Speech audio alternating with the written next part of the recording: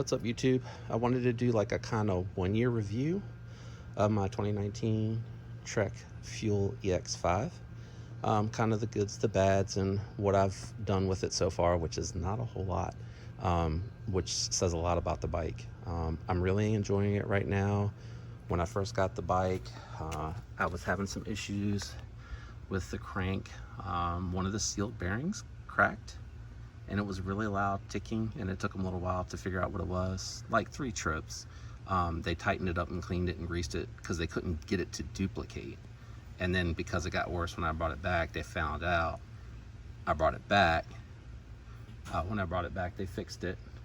And then when I went back out, it was still kind of making a noise, and they found out that the crank had actually kind of pulled apart. But now it's all good. Everything's working really well. I'm very happy. And while I'm down here, so I did the 11-speed upgrade so that I could keep the same hub. So I'm running by 1x11. And yes, the answer is I can tell a difference. I get a little bit of versatility and diversity when I'm climbing, especially technical climbs. When I'm riding with my wife, because she's learning, she's brand new to mountain biking, it's a little bit slower, so having the gears to follow her appropriately helps me a whole lot versus when I'm following my son, who wiped out today. Poor guy. Ouch.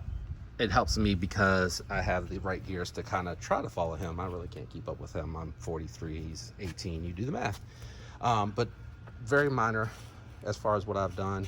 I went with the Ergon fat grips. I tried the mini wings and they weren't quite for me, but I love these fat grips. They're really good. I went with the P&W dropper post. That's one of my complaints, is that the bike does not come with a dropper post at that price point this year. I don't know if the 2020 does.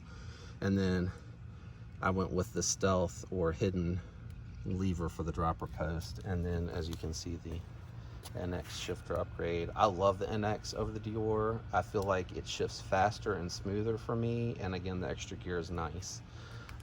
Everything else is stock.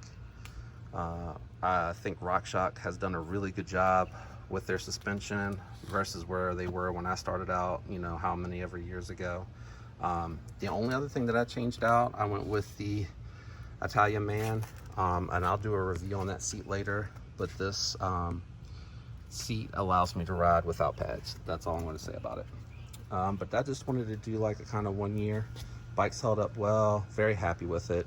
I would say if I could do it all over again, I'll do a little preview of my wife's bike. Her price point versus what I paid and what she got versus what I got shows that the direct to consumer, for those that are not afraid to put the bikes together, are really, really, really good deals.